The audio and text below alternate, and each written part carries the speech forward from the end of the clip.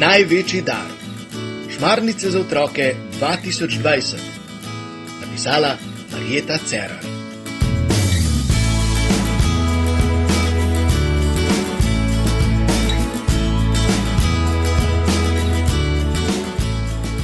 Peti dan šmarnic.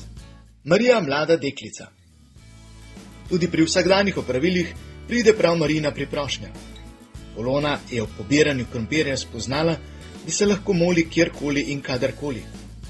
Babica ji je tisti dan poklonila lep rdeč rožni venec in ji dejala: uporabi ga vedno, ko se ti zdi potrebno, naj te spremlja vse življenje.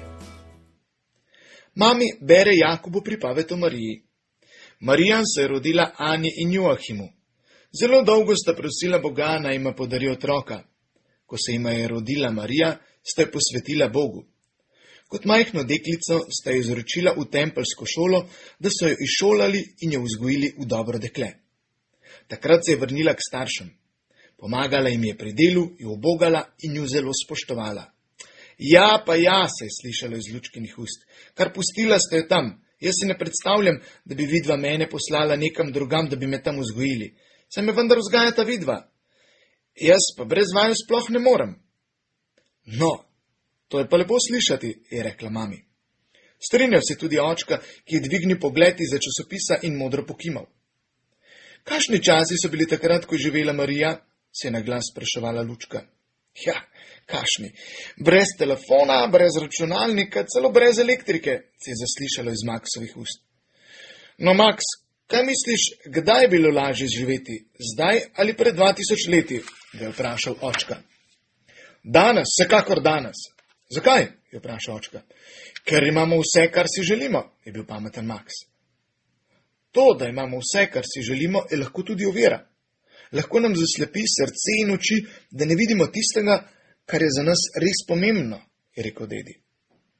Jaz pa bi rada spoznala Marijo takrat, ko je še živela na zemlji, je rekla Lučka. Morda bi se od nje česa naučila. Morda bi se naučila, kako ubogati starše, pokazati spoštovanje do starejših in biti tiho takrat, ko je treba, je dodal dedi. Otroci smo se ob dedjevi pripombi skremžili in začeli takoj govarjati, da vendar ubogamo in spoštujemo starše in da nam čisto nič ne manjka. Dedi pa je vzel svojo knjigo in odšel v drug prostor. Zakaj pa dedi odšel? Je vprašal Jaka.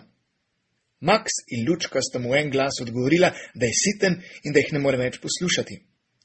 No, toliko o spoštovanju starejših, je dodala babi in tudi ona ostala in odšla k dediju. Spotoma se je ustavila pred kipom Marije in ji rekla: Draga Marija, čuvaj te naše otroke, da bodo hodili po pravi poti. Daj dekletoma moč, da bosta postali mladenki, ki znata razmišljati s svojo glavo in ceniti lepoto svojega telesa ter spoštovati življenje. Tudi fantoma daj pamet in spoznanje, da ni vse v jeziku, ampak tudi v delu in učenju. Vsi smo ostali tiho, mami pa je brala dalje. Marija je bila lepo dekle, ki je znalo presoditi, kaj je zanjo prav in kaj narobe.